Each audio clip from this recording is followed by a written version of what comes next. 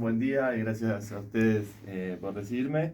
Y bueno, la idea del viaje tiene que ver con poder contar también la otra pata, digamos, de todo lo nefasto que es este incendio, que tiene que ver con, bueno, cuáles son las condiciones efectivas en las que los trabajadores de las distintas áreas, ¿no? Tanto provinciales como nacionales, en qué condiciones lo están trabajando en términos salariales, laborales, y al mismo tiempo, por supuesto, poner la banca que hay en la legislatura de Frente Izquierda al servicio y a disposición y toda colaboración, digamos, es decir, ponernos al servicio de esta grave situación que se está atravesando en toda esta zona y en particular, por supuesto, al servicio de estos trabajadores, por ejemplo, provinciales. Digo, yo soy legislador provincial y están denunciando que son 300.000 pesos los que cobran, incluso alguien que tiene 13 años de antigüedad llega a los 315.000 pesos, lo cual está muy, muy, muy, muy por debajo de cualquier posibilidad de sobrevivir directamente.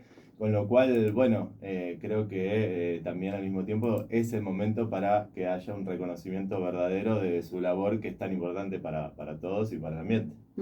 Santiago, el Frente de Izquierda es un poco, se ha presentado como el único bastión de lucha, si se quiere, en la legislatura por distintos temas.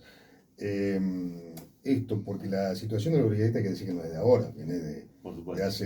de hace muchísimo, con un gobierno, con otro, de hace distinto tiempo, ¿no? Concretamente, tu llegada acá es reunirte con ellos, cuál es efectivamente la metodología, lo que querés llegar a realizar. Sí, exactamente, es poder reunirnos con ellos. De hecho, estamos en diálogo porque algunos de los delegados, justamente de brigadistas provinciales, también forman parte del Frente Izquierda, con lo cual nuestro diálogo es permanente.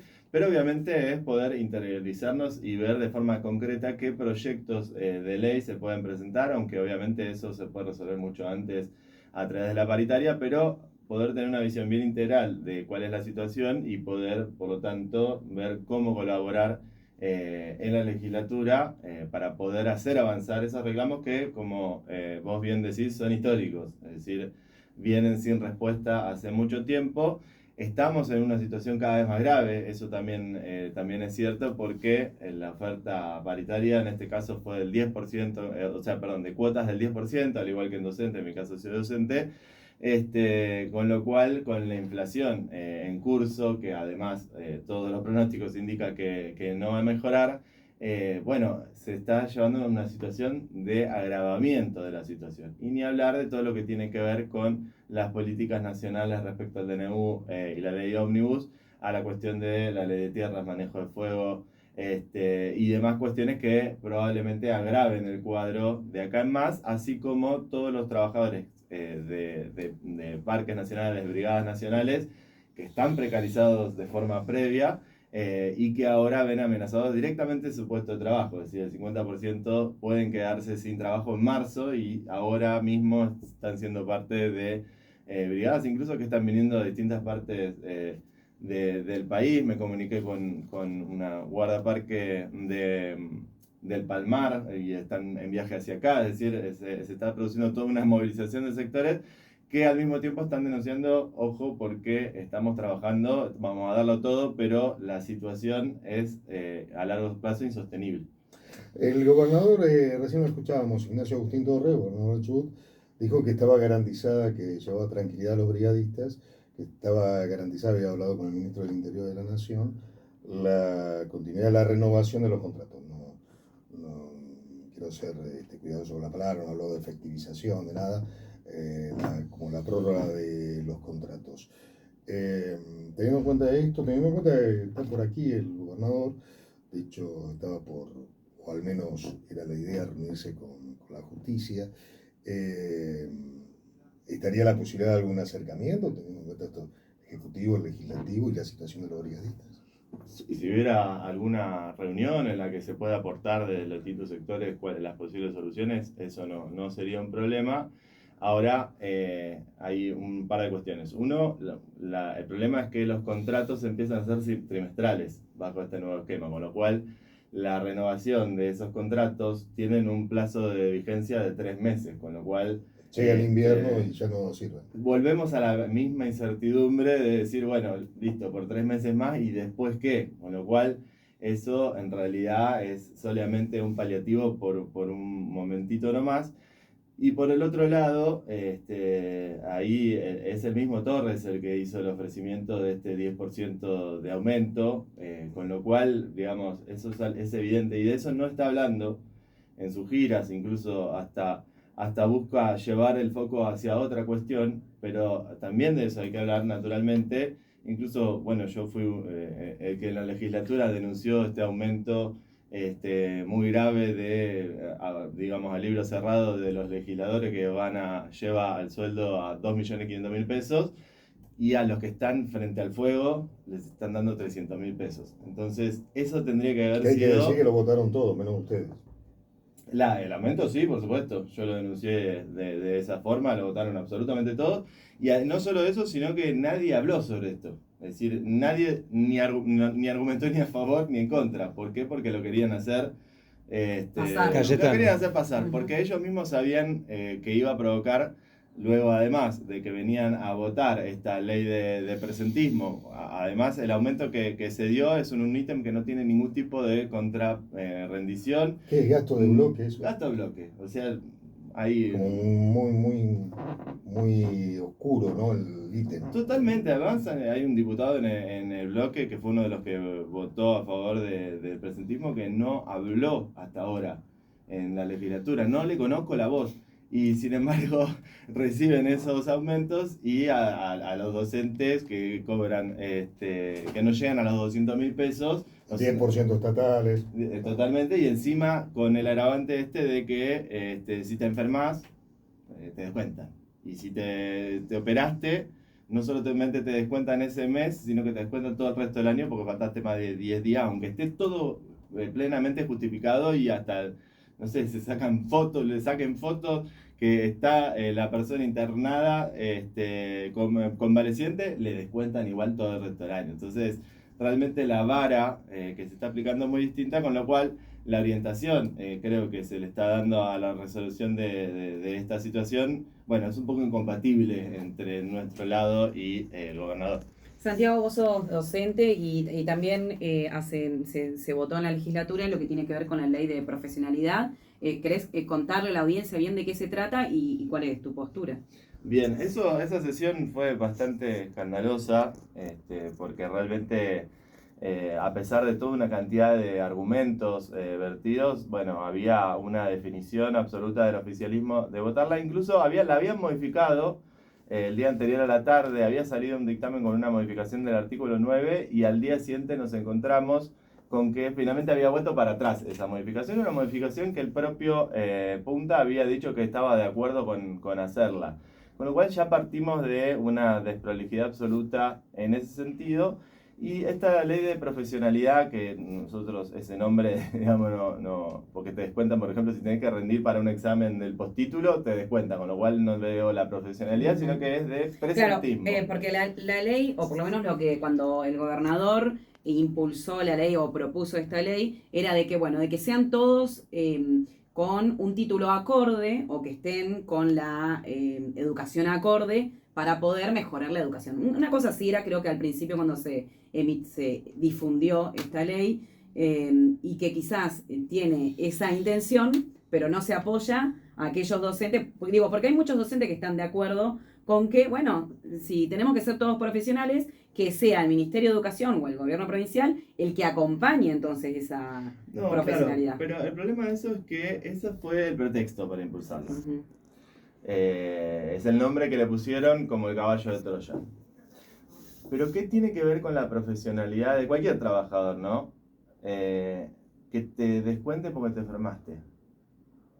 O, como digo, es un 15% además que encima le dicen que es un plus sobre el salario. Repito, 200.000 pesos, no se llega a los 200.000 pesos por cargo en los docentes. Es decir, que ya estamos hablando de condiciones muy paupérrimas. Pero para ellos ese reconocimiento al docente que va siempre, que es como lo presentan ellos, son 15.000 pesos. O sea, partamos de la base de que estamos hablando de que todos esos espejitos de colores, que son, perdón por esta expresión, pero es una farsa, valen para ellos 15.000 pesos. Pero esos 15.000 pesos, que la gran trampa es el artículo 9, y es que el Ejecutivo a su voluntad puede modificar ese 15% sin pasar por las paritarias, con lo cual es una forma de reemplazar las negociaciones colectivas. Puede, en vez de hacer un aumento al salario de todos, hacer un aumento en el ítem profesionalidad. Pero yo vuelvo a insistir con lo siguiente. Conozco un caso, una docente amiga. Se tiene que operar en marzo. Una operación, naturalmente, entre los días que estás en el hospital y el tiempo que te lleva a reposo, muy probablemente pasen 10 días, que es lo que establece el límite anual la ley. Quiere decir que en abril, mayo y así todo el resto del año, no es que no puede faltar más, no va a cobrar más ese plus. No va a cobrar más ese porque plus porque supera, y incluso si ese plus, como el Ejecutivo lo puede modificar, cada vez representa más porcentaje del salario total, es una persona que va a estar destinada a ser castigada salarialmente durante todo el resto del año porque se operó. No tiene ningún tipo de intención de profesionalizar a nadie eso. La profesionalización se logra con capacitaciones en servicio, con un salario acorde a la canasta familiar, porque además hay que tener en cuenta que con ese salario la tendencia es a la sobreexplotación laboral de la docencia, o por una cantidad límite de horas, o también muchos docentes que hacen otros trabajos aparte de la docencia. Con lo cual, ¿qué posibilidad concreta de formación tiene alguien que todo el tiempo disponible lo dedica a trabajar para poder llegar a fin de mes? Ni siquiera para, no es que lo hace alguien por ambición de decir, bueno, quiero hacer esto, aquello, sino que es para poder llegar a fin de mes, un docente tiene que dedicar el 100% de sus horas disponibles del día a trabajar.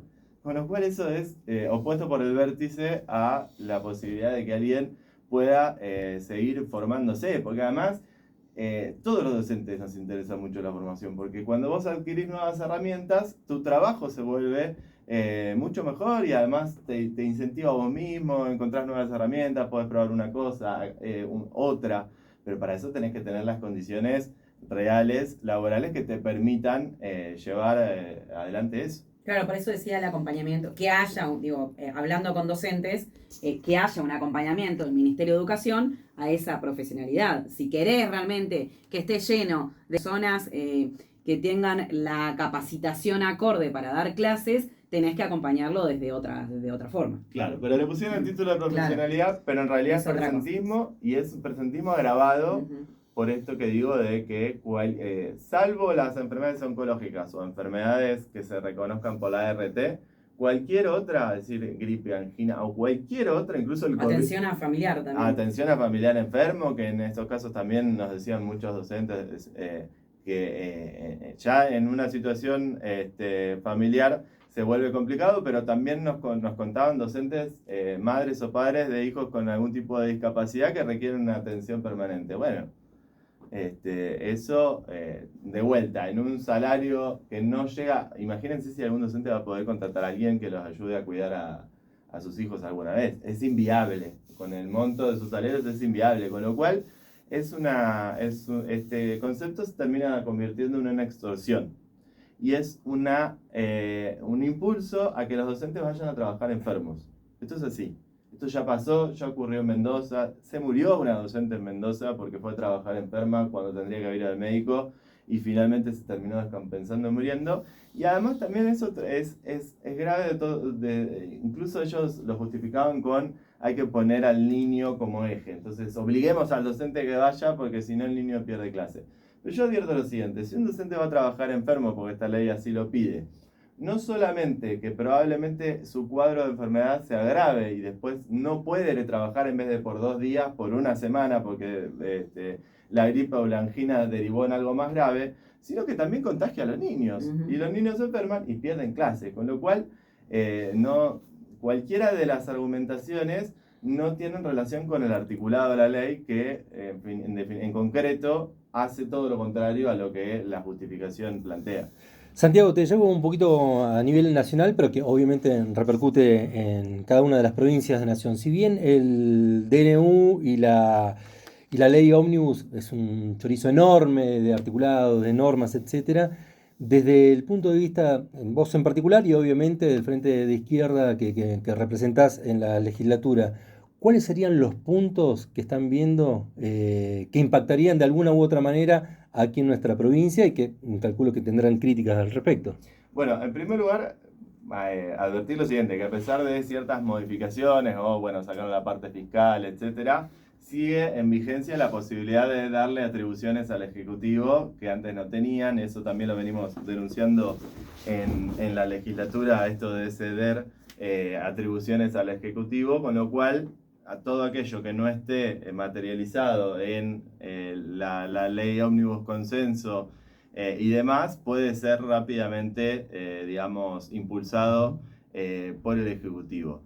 Respecto a, por ejemplo, esta situación que estamos viviendo ahora en la cordillera, bueno, justamente la ley del manejo del fuego que implica menor control a la hora de poder iniciar incendios controlados, es decir, establece que si no hay respuesta de la autoridad, se da por hecho que los incendios controlados se pueden llevar adelante. El tema de la ley de tierras que justamente establece prohibiciones respecto a qué, es decir, y la ley de bosques, van todas mancomunadas, que establecen esto de que no puedan cambiarse el uso de una tierra que haya sido incendiada, esto para prevenir en relación a la adquisición de tierras que hayan sido incendiadas, que eso es lo que está detrás de muchas veces de los incendios intencionales. También la ley de tierras que permite poner un tope a la extranjerización. Ahora, todo esto con la advertencia de que nosotros también éramos críticos previamente del estado de la situación, porque también había incendios, porque también había procesos de extranjerización de las tierras, porque también había procesos de privatización de las tierras, y con lo cual esas leyes, si bien defendemos que no se quiten, pero por supuesto que no resolvían la situación. Ahora, este cuadro lo agrava, porque no es que reemplaza esas leyes por algunas que progresivamente mejoren la situación, sino que directamente dan vía libre a esto, digamos. Y ni hablar con todo lo que tiene que ver con los capítulos de ataque a los convenios colectivos de trabajo, la intención de declarar la esencialidad de la educación en la búsqueda de evitar cualquier proceso de lucha docente, bueno, y un sinfín, pero no sé. Mauro te planteaba a nivel nacional. Te hago un paralelismo y lo llevo a la provincia. Plan de ajuste a nivel nacional, ¿cómo ves? Y más teniendo en cuenta tu posición en una banca de la legislatura chubutense a nivel provincial la situación. Bueno, a nivel provincial, yo entiendo que se está agravando la situación. Es decir, que la situación provincial claramente era gravísima. De hecho, bueno, nosotros como fuerza y yo como docente o como parte del movimiento ambiental hemos enfrentado muchísimo al gobierno de Arcioni. Ahora, Torres es electo bajo la promesa de, por ejemplo, que iba a poner a los docentes allá arriba, de la recuperación económica, etc. Y sin embargo, todas las medidas, por lo menos las iniciales, en ningún caso hay un repunte de justamente los sectores que estaban en peores situaciones. Me refiero a los trabajadores estatales, como decíamos antes, las cuotas del 10%, con el agravante de la ley de profesionalidad docente. Por lo tanto, si ese porcentaje es de aumento para los estatales, lo mismo va a valer para el caso de los jubilados, con lo cual seguimos en jubilaciones de miseria. Y a su vez todos los paquetes de leyes que se fueron votando, en muchos casos acompañados por Arriba Chubut, en muchos casos también acompañados por el Plich, tienen que ver con de alguna forma un refrito de lo ya actuado, porque por ejemplo se votó una ley de emergencia económica, muy similar a la que se viene gobernando hace años en la provincia. Se votó un refinanciamiento de la deuda con la adquisición de más deuda, ¿Qué quiere decir esto? Se agrava el cuadro crediticio de la provincia porque a los acreedores previos se le agregan nuevos acreedores porque se toma deuda para poder pagar la deuda preexistente. No hay ningún tipo de planteo o de impuestos progresivos a las grandes empresas de esta provincia que tienen realmente espaldas para poder llevar adelante eso. E incluso se votó la otra vez en la modificación de la ley de hidrocarburos y del reglamento de Petrominera, la exención impositiva para ciertas áreas de explotación petrolera o de gas, mientras que al mismo tiempo nosotros denunciamos en este acuerdo para la ampliación del gasoducto. Nosotros dijimos, ok, obviamente estamos de acuerdo con la ampliación y que llegue a todos lados el gas, pero ojo porque el punto 4 del acta dice que el costo va a ser descargado completamente sobre la tarifa a través de Camusi, con lo cual dijimos, ¿por qué le están eximiendo de impuestos a las petroleras y a esas empresas que realmente tienen la espalda para poder afrontarlo? Y sin embargo, cuando hay una obra de primera necesidad que las familias puedan llegar, se la descargan por completo, porque ni siquiera es que hay una parte impositiva que se la van a dar a quienes se van a beneficiar con la venta del gas. Bueno, quiere decir que pareciera ser que viene en la línea de profundizar las mismas políticas de Arcioni, porque el discurso de principio de gobierno incluso es bastante parecido. Hay que ordenar las cuentas y hay que ajustar para poder hacer crecer a la provincia. Bueno, es más o menos lo mismo que decía Arcioni, no se verificó después en la práctica que eso sucediera y venimos en la misma línea. Incluso estamos denunciando que varios funcionarios y demás se vienen reciclando desde el arcionismo incluso de antes. E incluso en ese sentido vemos una continuidad. Por ahora no hemos visto ninguna medida concreta, e incluso hubo rechazo de medidas que nosotros propusimos en beneficio de los sectores más golpeados de la provincia. E incluso, como decía, se está profundizando el ataque a la docencia, a los estatales, a los jubilados y demás. Cuando yo consulté, por ejemplo, con Cittadini cuál era el plan de construcción de escuelas, pudo mencionar que tuviera agendada solo una construcción de cero, me refiero, ¿no? Cuando todo el mundo sabe que hay una crisis en ese sentido muy grande de vacantes en todos los niveles, o escuelas que van siendo reemplazadas por mandar a los pibes de secundaria a primarias o a lugares prestados de la universidad que no tienen las condiciones, y estaba planteada que solamente una escuela se construye. Bueno, entonces en ninguno de los aspectos de lo más acuciante que hay en la provincia hemos observado que haya verdaderamente una intención de darle salida, y estas políticas al contrario van a ser en sentido contrario. Retomando el comienzo de la charla, ¿cómo sigue tu agenda? ¿Tu intención es ir al parque, reunirte con los brigadistas? Bueno, obviamente estoy a la espera, digamos, ya tengo concretada la reunión con uno de los delegados que comentaba antes, pero obviamente yo estoy acomodándome los horarios para no entorpecer el trabajo de nadie. También voy a tener reuniones ahora con una concejal acá de la ciudad que vamos a charlar un poco sobre la situación. Vamos a charlar mañana también con docentes de la localidad, justamente para que están muy preocupados por el tema de lo que comentaba. Y bueno, en la medida de las posibilidades de los propios brigadistas y trabajadores de servicio de manejo del fuego, acomodando mi agenda para poder estar con ellos, que bueno, es lo más también acuciante en este momento, pero claramente ellos están con una agenda prioritaria que ya tengo un conocido que sí puede por su situación, porque no está en la línea de combate, entonces bueno, reunirme con él. Pero bueno, no doy nombres y apellidos para no comprometer a nadie. Bueno, y hablando de horarios, nos dijeron para esta hora que nos van a dar, nos estamos comunicando, la información oficial de lo que está pasando. Así que perfecto. Te agradecemos tu tiempo, Santiago, y gracias por la visita. Muchas gracias a ustedes. Y los micrófonos, claro, está de Nacionales que están siempre abiertos. Muchas gracias. Bueno, ahí estaba Santiago Vasconcelos, diputado provincial del Frente de Izquierda Unida.